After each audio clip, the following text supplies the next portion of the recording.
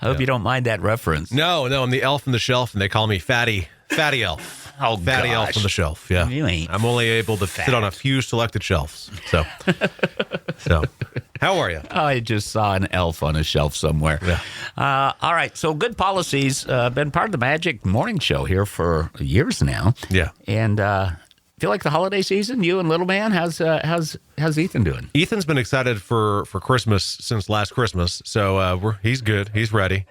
No, he's just like his dad and his mom and his and my mom. Big fans of Christmas, big fans of the holiday, big fans of getting together as a family, spreading holiday cheer. At the office, what we've been doing and do it every year is we collect toys for the Santa Fund, and either today or tomorrow, the St. Johnsbury Fire Department will come and pick up the assortment of toys that we've got.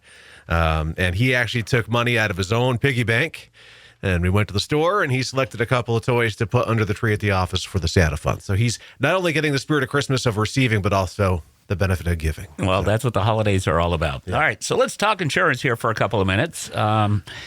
This is the time of year that a lot of folks get things. Duh. Yeah. Right? Yeah. It's the holiday season, and people gain some personal property. Yes. And all of this stuff needs insurance coverage. Yes. Now, I'm gonna throw a little curve in this right off the bat. Go for it. See, when you think of getting a gift, you think of something brand new, something never owned, right? Right. Well, there are folks out there that have a tradition where they gift heirlooms. Absolutely. Like a fabulous brooch that the great-great-great-grandmother used to have. Sure. Or an engagement ring from Aunt Phyllis. And these kind of things need insurance coverage, too. Absolutely. Special coverage. Absolutely. So, yeah, I mean, the gift of giving does often mean the gift of giving personal property. I mean, there's certainly many other things that people do for Christmas. That's all fantastic. But the lion's share of the gift giving is personal property. So everything from collectibles and heirlooms to laptops and Xbox Ones and PlayStation 10s. I don't think that exists. But you know what I mean? So you're accumulating more personal property as a result of just everyday living, but then especially at Christmas time, personal property is introduced to the house in a fairly large number. The folks that really should be considering about what they should be addressing for their personal property needs are those who may have a renter's policy, because remember, renter's policies, you pick your personal property limit. So let's say I've got $15,000. Maybe 6 Christmases have gone by and I still have a limit of $15,000. That may not be appropriate. You may have more. You've accumulated over time and over holidays and birthdays. Let's not forget birthdays. So it's important to have an idea of what you have for personal property. And remember that you're only selecting the maximum amount that the policy will pay, right? So if you have $15,000, that does not mean the company's cutting you a check for $15,000. They're cutting you a check to replace your personal property as you go, not to exceed $15,000. So you may want to increase it. For those who have regular homeowner policies, not a lot you can do there because personal property is an automatic percentage of whatever the limited coverage is on your house, which typically is plenty, just so you know. Usually a couple $100,000 if you have a couple $100,000 house. But you already brought up the big headline of the day is special personal property. Not only are family heirlooms being given, people are getting engaged. People are gifting beautiful, fine jewelry to their loved ones or their family.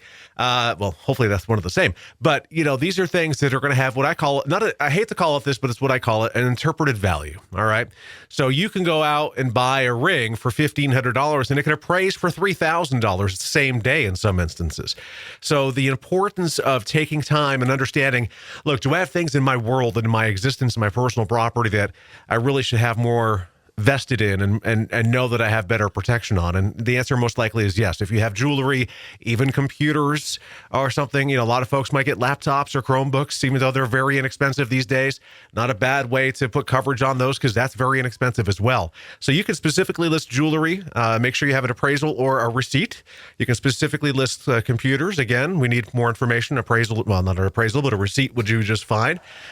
Tractors, implements, things like that are all under special personal property, where you're going to really give yourself broader coverage. The best example I can give, my big old Yeti cup of coffee, I'm sitting next to my laptop and I splash it onto my computer.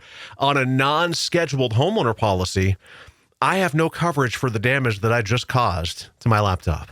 But if I specifically listed that laptop, and I'll use the example of the company that I am with, which is Cooperative Insurance, I would have coverage subject not to my policy deductible of $1,000, but subject to my $100 deductible for scheduled computers. So have a dialogue about these things, especially things that are of value. And the beauty is there's not a ton of it, hopefully, so it should be easy for you to have a dialogue. I want to share this one with you here. You talked about the laptop. Of course, we can relate that to tablets and things of that. Exactly. Right? If it's a computer, it's a computer. The one that I'm loving the most right now is I am getting such a kick out of these videos, okay?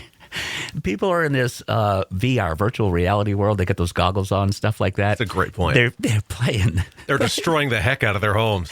They got huge 60-inch smart TVs that in millisecond completely destroyed. Absolutely. And in that case, you may want to consider, not every company offers it, but most do. Instead, if you go and look at your homeowner policy and you look at the specific endorsements and coverages, there's a page that always has all of them listed at once. If you see what's called an HO3 or a special form, which is the most common, consider going to a special form HO5, which gives you broader coverage in personal property than the special form 3, meaning that if you... So I'll give you an example. In the special form 3, it's named peril coverage on personal property. There's no named peril that said you foolish fool, were on a VR and destroyed your $2,000 television. But on a Form 5, there's no exclusion saying it's not covered. So on a Form 5, it's covered. So I used to give the example, and I'm so glad you said that, because I used to give the example, which is now really well dated, of the Nintendo Wii, where we all had the remotes. And of course, they always say, put the little thing around your wrist. So if it doesn't fly off. Well, TVs were smashing across the country. And that kind of subsided, even though some people still have Wii-type devices, but the VR is the best example. So I'm going to remember that one. Thank you. You know, I watched this guy the other night. It must have been a $5,000 television. I don't know the size of this thing, but he was like doing a football thing because he was doing like the whole quarterback move. Yeah. Right into that son of a gun, and it was a wash. It was gone. Yeah.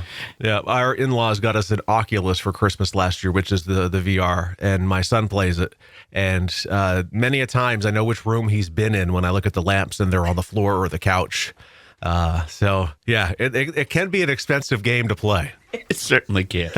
So we had a little fun with that one there. So folks, like Mike said, take an inventory every year, see what you've got of any value, and talk to your insurance agent. All right. It's just a quick dialogue. And I know, you call me the jolly elf coming in. I know that's not how people perceive insurance, folks, but but we are happy to be of service and answer questions. So. Well, you made it very relative by talking about Ethan and the lamps. So holiday season, we won't have you in before the big weekend here. What would you like to say to your faithful clients and prospective clients? I want to thank everybody for and anyone who's listening. Anytime we do this, I want to thank you for your time and listening. Hopefully it's providing some insight for you, whether you call us or not. That's not the goal. It's about spreading some information that's not overly dry and boring.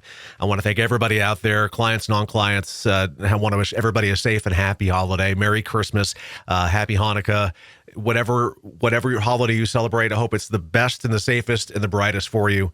And tiptoe into 2023. Nobody touch anything. Just kind of get a read of the room before we make any decisions or commitments in 2023, and then we'll go from there. Yeah, so. Don't be the elephant like I am. Mike, thank you very much. The best of holidays to you and the family. Best of holidays to you as well. Good Policies Tuesday mornings here on Magic 97.7. Got some Gene Autry, Pentatonics, together with Whitney Houston and Gwen Stefani coming for Holiday Cheer.